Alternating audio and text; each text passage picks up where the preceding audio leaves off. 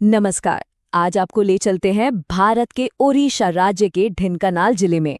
यहाँ एक ऐसा रहस्यमयी महल है जिसकी कहानियां सुनकर सच कहूं तो रोंगटे खड़े हो जाते हैं।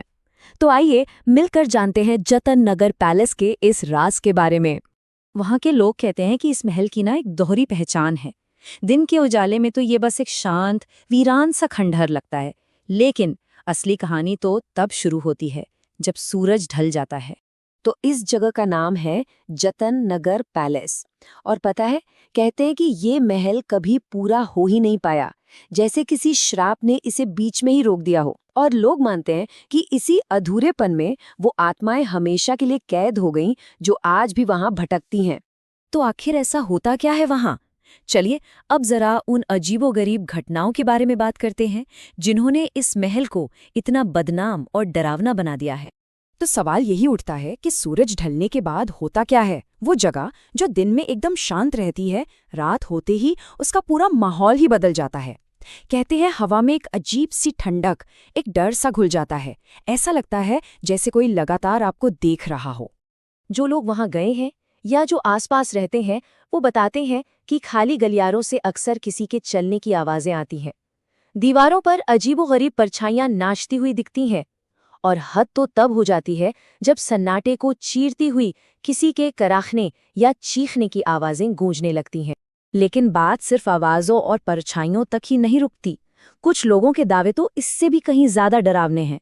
उनका कहना है कि उन्होंने वहां बिना सिर वाली आकृतियों को घूमते देखा है, और कुछ ने तो ये तक महसूस किया है कि किसी अनदेखी ठंडी सी चीज ने उन्हें छुआ हो। और इसी खौफ का नतीजा है कि सूरज ढलते ही आसपास के गांव वाले उस महल के रास्ते से जाने तक से कतराते हैं।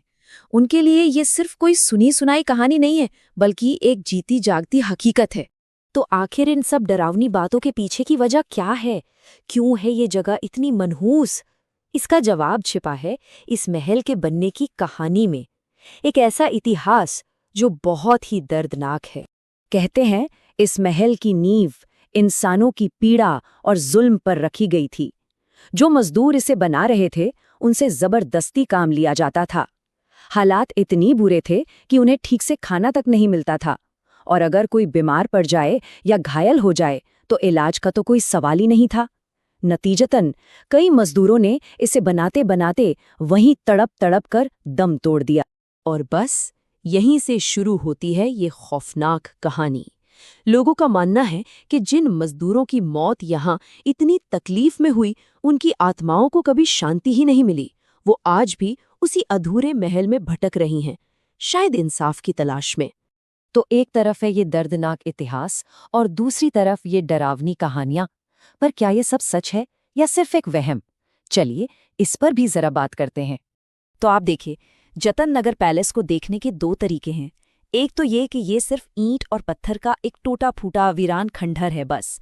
लेकिन दूसरा नजरिया ये कहता है कि ये सिर्फ एक इमारत नहीं, बल्कि उन बेबस मजदूरों के साथ हुए अन्याय की एक दर्दनाक याद है, जिनकी जिंदगियां इसकी दीवारों में ही दफन हो गई। और जानते हैं इस पूरे मामले को और रहस्यमयी क्या बनाता है? ये बात कि आज तक इन दावों की कोई ऑफिशियल इन्वेस्टिगेशन, कोई सरकारी जांच हुई ही नहीं। और जब सच झूठ का पता ना चले तो डर और कहानियों को तो फैलने का मौका मिल ही जाता है। तो घूम फिरकर हम फिर उसी सवाल पर आ जाते हैं कि आखिर सच क्या है? क्या ये सब सिर्फ डर से पैदा हुई अफवाहें हैं, या फिर उन दीवारों के पीछे सच में कुछ भटकती आत्माएं हैं जो आज भी अपने लिए इंसाफ का इंतजार कर रही हैं? खैर, सच जो भी हो, ये कहानी एक चेतावनी तो जरूर देती है। वहाँ के लोग कहते हैं कि अगर कभी ढेंकानाल जाने का मौका मिले तो इस महल को देखना जरूर, लेकिन बस दूर से। और एक बात जो सबसे जरूरी है, रात में इसके अंदर जाने की गलती कभी भूल कर भी मत करना, क्योंकि